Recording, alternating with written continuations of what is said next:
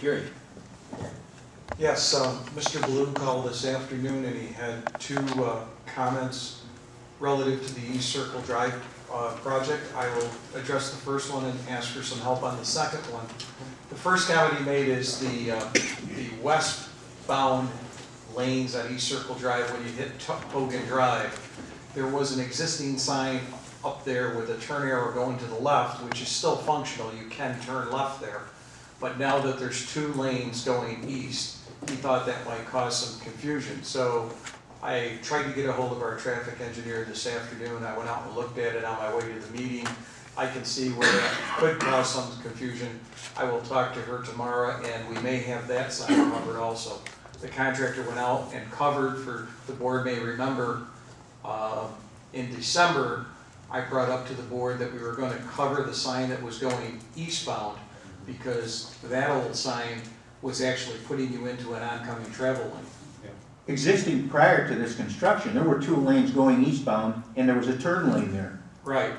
So, and coming the other way westbound, there was one lane going westbound and a turn lane. Yeah, going. It's 2 and 2. Yeah, there's 2 and 2 now. I mean, when you're going well, they westbound. changed the one westbound, now it's not a turn-only lane. That's right, you can go straight through. And what he's saying is because the old sign is still up there, you can turn in that lane. He's saying it's confusing because you can also go straight. So where'd they pick up the room on the other side? That's what I. Did they get rid of the left turn lane on the eastbound traffic? There, on the eastbound traffic, there's 2. There's 3 lanes. There's 2. There's 3. Now there's 2. You're saying now they got rid of the left turn lane. Right. Okay. Okay. So anyway, that's the first issue. We'll look at that and take care of that tomorrow.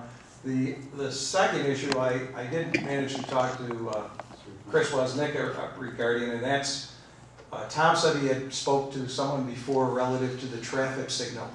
Now my understanding is some of those traffic signals out there are maintained by verdicts, essentially. I don't know if it's through Longley Jones or whoever. So I'm going to defer to the highway superintendent on that because I'm not certain whether the signal at Hogan and East Circle Drive is also one of the ones that they maintain. But Tom had pointed out the fact that there was some malfunction in the light as you're coming from Hogan south towards East Circle Drive. So I know Chris has done some investigation. I'm going to defer to Chris on that one. Yeah, I spoke to a representative of Longley Jones. I believe his name was Scott Foster. I think. Is that the name I gave you this afternoon? I think it was. And he told me he was checking into it. He didn't know that particular light belonged to him. He thought it was a town. It wasn't the light that they reinstated over there belonged. I remember when they had the negotiations on the planning board when right. they sat there. This is the one by McDonald's on Hogan. No, that one didn't. I mean, they instituted the new one. They brought it back in. They had to redo the whole traffic signal there. Well, he was checking into it. He told me this is almost 2 to 3 weeks ago. He was going to look into it. And if it wasn't there, he was going to take care of it anyway. And since then, made numerous calls to him and haven't received any word back, and it's still not working. So maybe if the town board wants to get involved in it, I can't get anywhere with it. I get a voicemail every time I call.